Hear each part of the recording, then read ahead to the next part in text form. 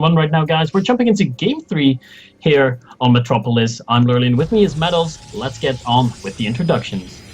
Well, Lurlian, in the lower left position, as the red Protoss player, it is of course Fnatic's Harstem, who has currently won Game 1 but losing Game 2 after a cannon rush failed. In the right position, we do of course have the blue Zerg player from Team Western Wolves. It is Ziktomini, who survived Game 2 after the cannon rush, after that gateway all in, but guess what? He made mutas, and the mutas worked, and then just won him the game. So, what should we be expecting here? As a Protoss on this map, what are you thinking, Lurlian? What are you looking to exploit? I would be looking to exploit getting either a third base early or doing an Immortal Sentry push, because it's good on this map. You can use those Immortals differently as well. When your opponent scouts your Immortal Sentry all in and you haven't dropped the additional gateways yet, you can go for a 3-gate Robo expand, use your Immortals to take out the destructible debris, and take your third base and try to defend from there. That's a pretty cool strategy you can employ as well. Indeed, I'm thinking possibility as well, since they're in the close by air positions, that some kind of drop tech, maybe a sentry drop into the main, is possible, but hopefully Ziktomini should have good overlord placement to spot anything like that coming down. Now, as for the Zerg perspective on this, taking the third base can be a little bit awkward because there are those rocks there that block your quick route between the natural and third, and should you move out into the more forward position trying to defend the third and natural at the same time, force fields can be highly effective at splitting your army apart and preventing reinforcements. So Harstem, as you quite rightly said, may go for some kind of Immortal Sentry push into the third, but only time will tell. For the moment, we had a Nexus first out of Harstem yet again, so clearly focused on his economy this game. Yeah, so far the exact same opener we've seen him do on the first map, Daybreak. So maybe he's looking to do the same strategy he did on Daybreak, but on Daybreak it didn't quite work out. He went for a 5-gate pressure into an Immortal Sentry all-in, which is one of the strategies I've seen him do before. But in the game on Daybreak, it was spotted, his probe was taken out, the panels were taken down, and Ziktomini made a beautiful defense against that first pressure, but unfortunately died to the Immortal Sentry all-in that followed things up. So maybe Harstem is going to try his luck again with the 5-gate into the Immortal Sentry push. Definitely a good map to do it. Definitely is a good map to do it.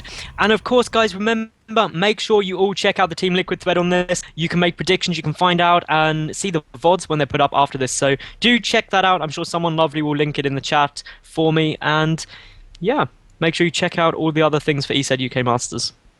Make sure you join us in the chat as well, guys. We're keeping a constant eye out on the chat. Well, not a constant eye.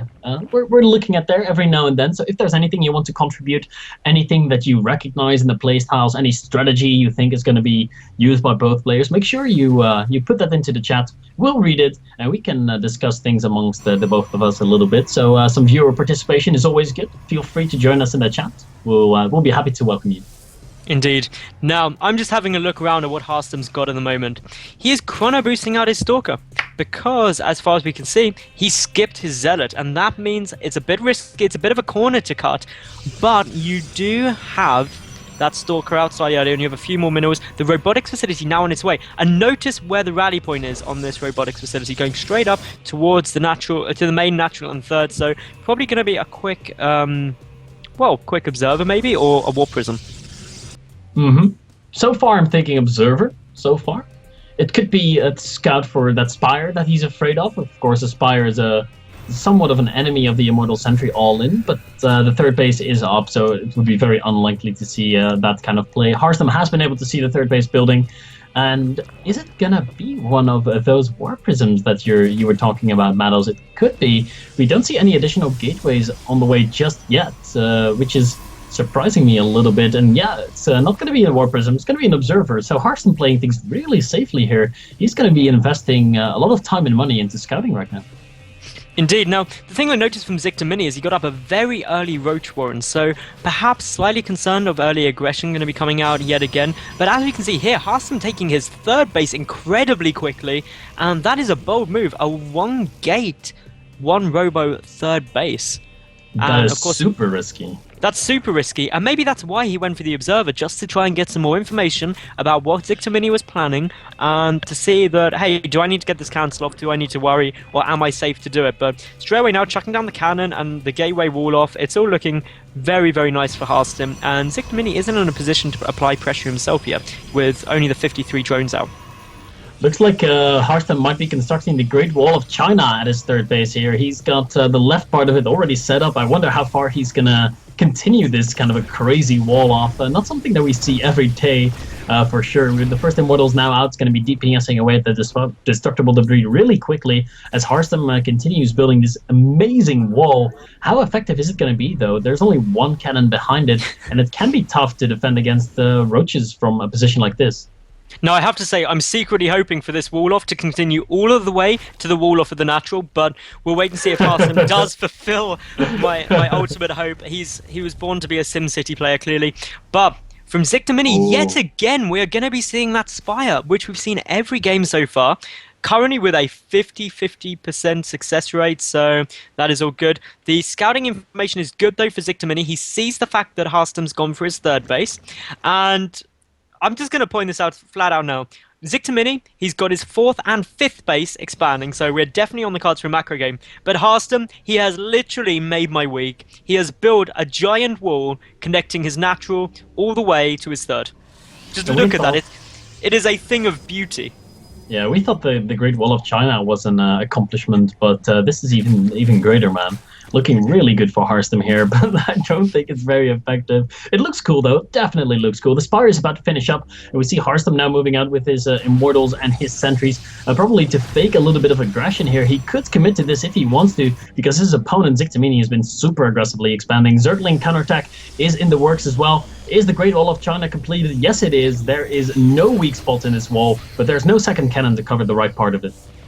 Ziktomini there, of course, is going to be sitting there thinking, what are you doing, Harstem? But Harstem is applying the pressure at the natural base. Meanwhile, the Zergling's pushing straight in towards Harstem's own natural. He takes down one of those pylons, but the cannon doing a good job. There are some more warpins coming in. Meanwhile, though, at Harstem, it's pressure at Ziktomini's natural. He's done a lot of damage already. The Muters on the field. These two are going into a base race situation. Ziktomini's natural has fallen, but of course, look at these units on their way through. I'd say Harstem is in a strong spot right now. I would say Harstem is in a pretty okay spot. He needs to get more cannons everywhere. That's the first reaction you do as a Protoss player when you realize base trade time, and that's exactly what he's doing right now. The cannon has fallen, the Stalkers are starting to go down, the Zerglings have been able to get into here, and Harstem is fanatically throwing down cannons everywhere. He's got 3 of them at his third base right now, but is 3 cannons going to be enough to stop the Zerg army? I'm not too sure. The Spire, of course, the first focus point that Harstem's going to be going for. The earlier the Spire dies, the better. Now, unfortunately, Harstem's attention is at his own natural, which means that he's not focusing down that Spire effectively. The Sentry's blocking the Immortals and Stalkers from dealing the large amount of damage, but the Spire is now going to fall. Meanwhile, though, obviously we do have the Muters and Zerglings streaming through. More Warpins coming in for Harstem at the moment. With the cannons up, he's going to have an okay defensive point right now. The Speedlings are finally falling. A lot of the Stalkers have already gone down, though. The Muter count is incredibly high. And still, though, we've got Harstem applying the pressure. More Speedlings coming in. This is full-on base race now. Yeah, I think the base race is starting to come to an end right now. The Protoss' last bastion of hope is falling right now. The last cannons are starting to get cancelled out, and this is where it becomes incredibly difficult for a Protoss player to be able to make a comeback. He's got no income. He only has this really big army, but the Zerg is going to be able to construct buildings all around the map, get extractors, and of course the Zerg has the mobility advantage. There was a time and place in the meta game, and yeah, the GG comes in the middle.